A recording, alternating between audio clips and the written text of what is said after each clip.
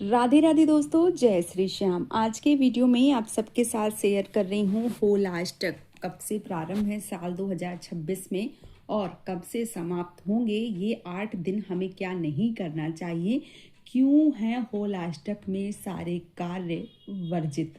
आज के वीडियो में संपूर्ण जानकारी दूंगी, तो वीडियो को बगैर स्किप किए हुए ध्यान से देखिए ताकि आपको सही और संपूर्ण जानकारी मिल सके। होलाष्टक को हिंदू धर्म में अशुभ समय के तौर पर जाना जाता है। होलाष्टक जो है वो होली से 8 दिन पहले ही शुरू हो जाते हैं। होली से पहले 8 दिनों की जो अवधि होती है उसको होलाष्टक कहते हैं, यानी 8 दिन के बाद जो होली का पर्व है वो मनाया जाएगा। इस अवधि में कोई भी शुभ काम या नई चीजों की शुरुआत नहीं की जाती है। ज्योतिष मान्यताओं के अनुसार इस अवधि में नकारात्मक शक्तियां बहुत ज्यादा प्रबल रहती हैं। इस दौरान शुभ काम में बाधा पहुंचने और उनके मन मुताबिक फल न मिलने से काम का उल्टा असर होने का अंदेशा रहता है। धार्मिक मान्यताओं के अनुसार इस अवधि का संबंध हिरण्यकश्यप और भक्त प्रहलाद से जुड़ी पौराणिक कथा से है।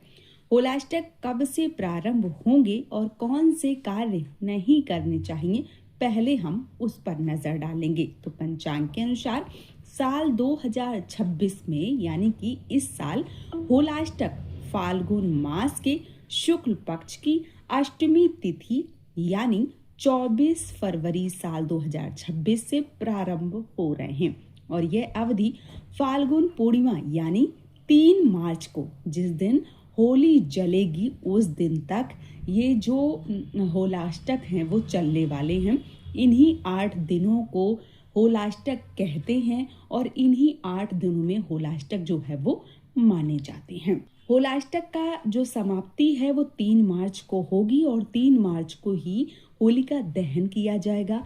रंग वाली जो होली है, जो होली का पर्व है, जो खेली जाएगी होली, वो 4 मार्च को खेली जाएगी। अब चलिए, जो पौराणिक कथा है, जो होलाष्टक है वो क्यों लगते हैं, आइए उसके बारे में एक जानकारी जो है वो ले लेते हैं, यानी कि पौराणिक कथा जो है वो सुन लेते हैं। तो पौराणिक मान्यताओं के अनुसार होलाष्टक का संबंध भक्त प्रहलाद और राजा हिरण्यकश्यप की कथा से जुड़ा हुआ है। मान्यता है कि होलिका दहन से पहले के 8 दिनों में हिरण्यकश्यप ने अपने पुत्र प्रहलाद को कई तरह की यातनाएं दी थीं, लेकिन भगवान श्री हरि विष्णु के प्रति अटूट भक्ति के कारण प्रहलाद हर संकट से सुरक्षित निकलते रहे।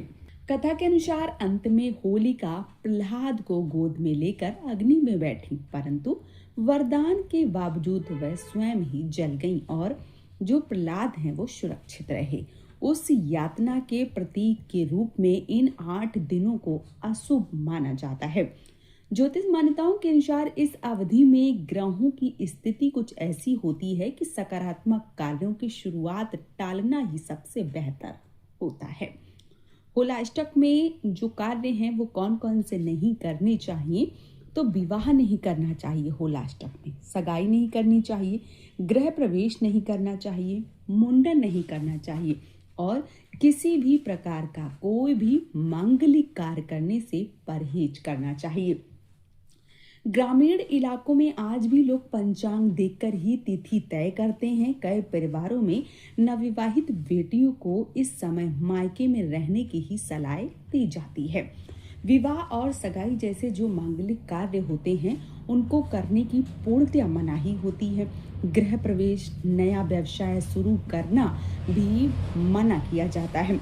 मुंडन और जो नामकरण होता है वो भी नहीं किया जाता है, उससे बचा जाता है।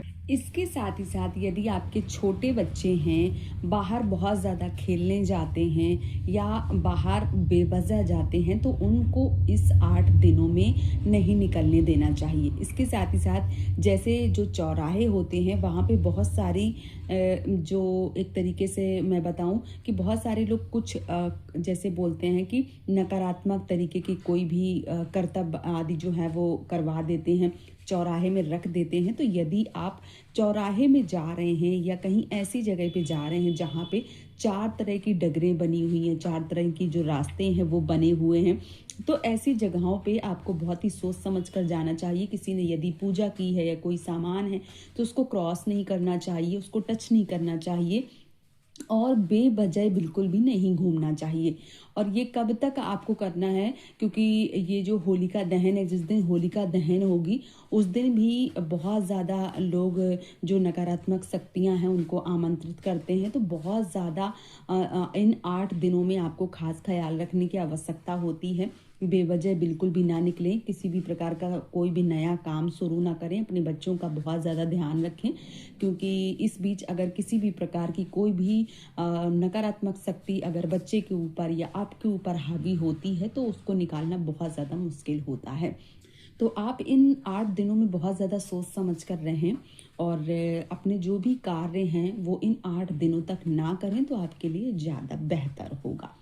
तो जो होलाष्टक हैं वो शुरू हो जाएंगे 24 तारीख से और 3 तारीख तक होलाष्टक जो हैं वो रहने वाले हैं।